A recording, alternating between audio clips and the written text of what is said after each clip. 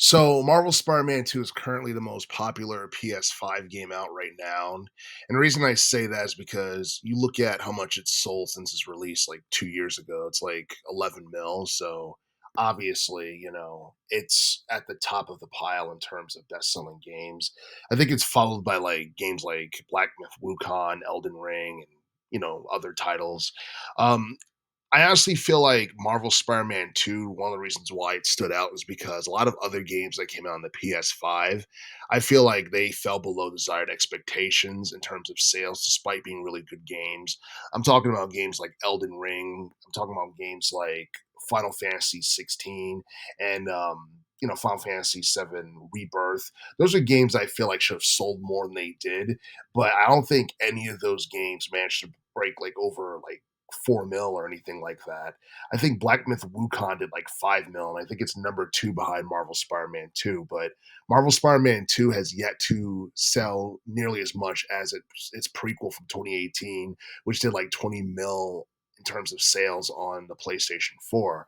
But a lot of people are already looking forward to Marvel Spider-Man 3, which I don't think is going to be coming out anytime like in the near future, but it's been speculated that Insomniac Games is currently in early development with that game and that it might not come out until 2028.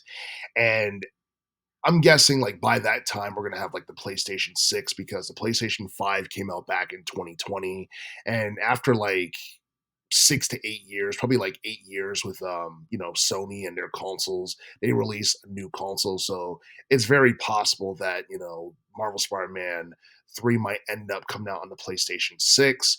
And if Insomniac Games and Sony was smart, they would make it a PlayStation 6 exclusive so that people buy it. But I do feel like by the time we get Marvel Spider-Man 3, they'll make it for the PlayStation 5 as well, just so they can sell more. But one of the main things that people are talking about in relation to Marvel Spider-Man 3 is like who the main villain's going to be. And based off of like one of the post, credit screens for Marvel Spider-Man 2, there's been heavy speculation that the Green Goblin's going to be the main villain because in the end of the first post-credit scene, you see Norman Osborn basically, visit Dr. Octopus and pretty much like, obviously that has to be like some type of like, that has to be like a cliffhanger ending to like the next game because it'd be pointless to have that type of ending and it doesn't really lead to anything. And then the second post credit screen, you see Cindy Moon, who's also known as Silk.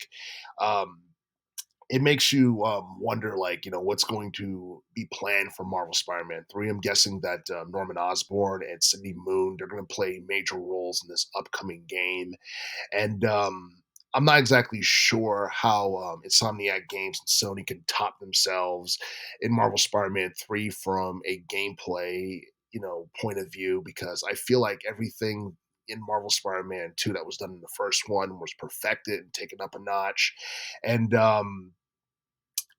and I feel like one of the drawbacks with Marvel Spider-Man 2 was the fact that there was no like branching story paths or anything like that. It was just like the main ending and then that was it. I feel like the game probably should have had more than one ending. It probably would have been fun, but aside from that, I mean, it was a near perfect action adventure superhero type of game. And some people would go on record and say that it's almost as good as Batman Arkham City from 2011, if not better.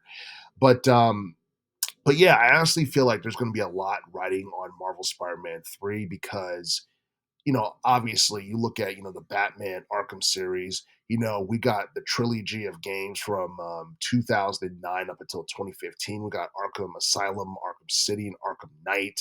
And now we're going to get the Marvel Spider-Man trilogy. And based off of how well the third one does, we'll be able to, I guess, compare and contrast both Batman and Spider-Man and determine, which superhero had the best like trilogy of games.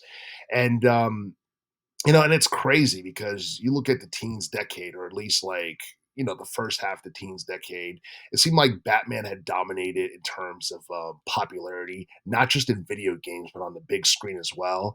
And it seems like during like the late teens and like the early 2020s, It seemed like Spider-Man has dominated, the big screen and in, video games and in media in general.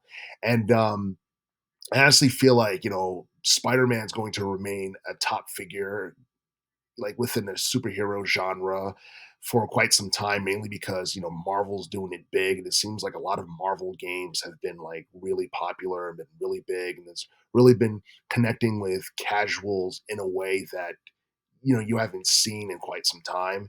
So yeah, I mean, I would expect Marvel Spider-Man 3 to come out like sometime between 2028, 2029. Um, I do feel like we're gonna get the PlayStation 6 very soon. Not like, not next year or anything like that, but I feel like we're gonna get it before 2030. At least I hope that's the case because I don't think Sony has ever waited like a full decade to release another console. So I'm almost certain we're gonna get it before 2030.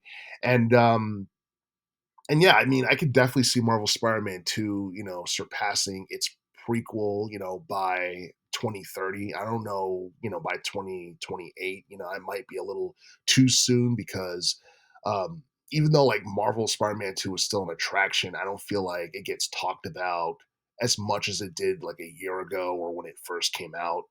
But yeah, I feel like, Marvel Spider-Man 3 is going to be interesting because a lot of people are familiar with the Green Goblin and Norman Osborn and Cindy Moon, I think is going to be like a new character to a lot of casuals. So I feel like having her in this game will properly introduce a lot of people to Sydney Moon as Silk. And I feel like a lot could be done with her in terms of character development in that game, but we're just gonna have to wait and see what happens. Um, Hopefully, we get like a teaser trailer or something like that, like in I don't know, maybe 2026, 2027. 2026 might be a little too soon. I can maybe expect like 2027, but there are other Marvel related games that people are looking forward to. We're supposed to be getting a Wolverine game sometime in the future. We're also supposed to be getting a Blade game sometime in the future as well. So, like, obviously, like, I'm expecting those games to come out before Marvel Spider Man 3. But, yeah, I honestly feel like for the most part, Marvel has a lot of momentum, and I feel like that's something that's not going to stop anytime soon.